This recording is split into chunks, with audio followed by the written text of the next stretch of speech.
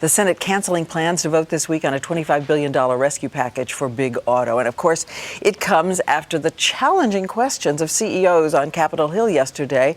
And high among the topics was the report by our own chief investigative correspondent, Brian Ross, about top auto executives spending corporate money lavishly on private personal planes, even as they were asking the government for billions of dollars to bail out the corporations.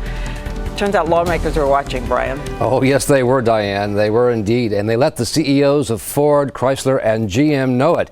Yet that didn't stop the CEOs from leaving Washington Wednesday as they had come, on their luxury corporate jets.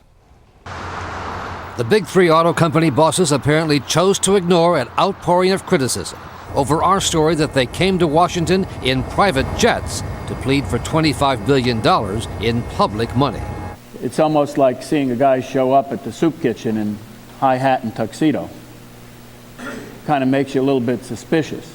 Before a House committee, the CEOs ran into a buzzsaw of criticism from Democrats and Republicans.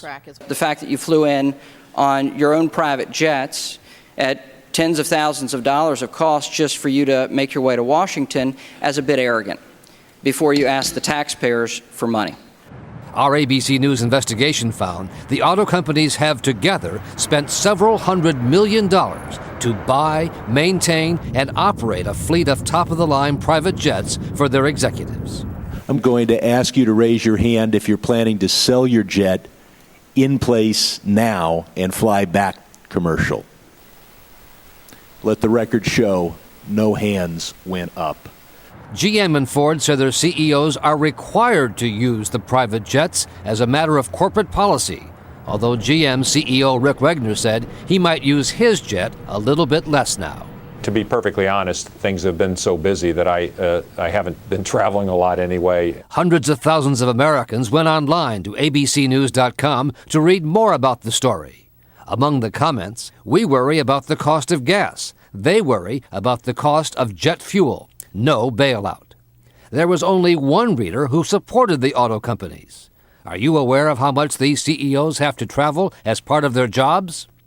And across the airwaves, there was little sympathy for the auto company CEOs. Well, do you know how they got down there? Right. On private jets. Yeah. What the hell? They zoom in a private jet, Miller. What do you think the folks are going to say? Oh, yeah, let's give them more money. Come ahead. At the end of the day, Ford CEO Alan Mulally flew back to Detroit on his private jet at an estimated cost of about $20,000 round trip. The Ford jet taxied into the company's big hangar, where the CEO could get into his car without being exposed to the cold weather or our cameras. Canceling the Senate vote today is a huge setback for Detroit.